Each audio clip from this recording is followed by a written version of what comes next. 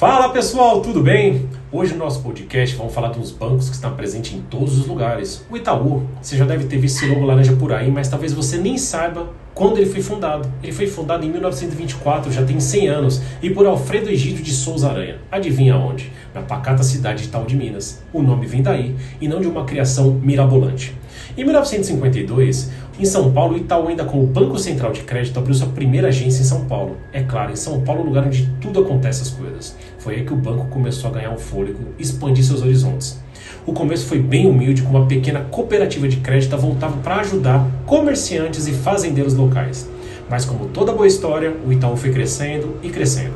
Em 1960, ele se juntou ao Banco Central de Crédito de São Paulo, em uma fusão que poderíamos chamar de um casamento financeiro. Foi aí que o banco começou a virar um gigante que conhecemos hoje em dia. Em 1964, o Banco Central de Crédito se juntou ao Banco Federal de Crédito, dando nome ao Itaú. O Itaú vem do tupi-guarani e significa pedra preta. Você já pensou algo tão filosófico dessa forma? Uma pedra sólida para comemorar uma história de crescimento financeiro. Em 1965, Olavo Setúbal se tornou o principal executivo do banco, guarda bem esse nome. E falando em crescimento, na década de 70, o Itaú estava sentindo internacional. Nesse período, o banco deu um passo à frente e começou a investir pesado em tecnologia, algo que seus concorrentes nem pensavam em fazer.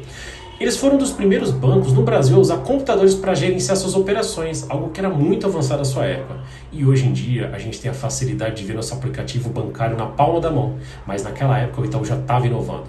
Em 73, o primeiro banco abriu uma agência em Nova York. Em 1980, o banco ainda queria mais. Em 83, ele inovou ao lançar o primeiro caixa eletrônico no Brasil. Depois o Itaú virou praticamente um colecionador de bancos. Ele foi comprando aqui, foi adquirindo ali, e quando foi ver, ele virou esse gigante que conhecemos hoje. Um parênteses. Em 94, o Conselho elegeu um dos 7 filhos de Olavo. Então, Roberto Setúbal se torna o presidente do banco. Voltando à parte de aquisições, em 95 o banco comprou o Banco Francês e Brasileiro, ampliando sua presença entre clientes corporativos e reforçando sua posição no mercado. Aí em 2008 eles resolveram fazer a fusão que todo mundo comentou, com o Unibanco, de Pedro Moreira Salles, e tornou o Itaú Unibanco Holding S.A., o maior banco do hemisfério sul. Foi tipo quando dois times grandes se juntam para se formar uma seleção dos sonhos. E o resultado disso? O maior conglomerado financeiro do hemisfério sul.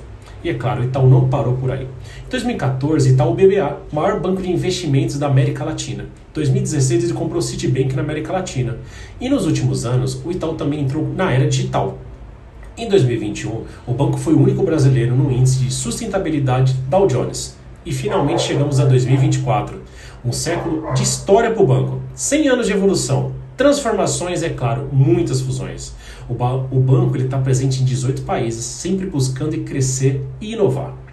Se tem uma lição que podemos tirar da história do Itaú é que, com determinação, visão de futuro e uma pequena cooperativa, pode se transformar em um gigante global. Quem diria, não é? Um banco começou numa cidade pequena, lá em Minas, hoje tem 100 anos e continua fazendo história. E assim a gente terminou nossa história Itaú, parabenizando o banco pelos seus 100 anos. Que venham mais 100 e quem sabe até lá a gente esteja fazendo nossas operações bancárias lá do espaço. Valeu, turma. Obrigado. Um abraço. Tchau, tchau.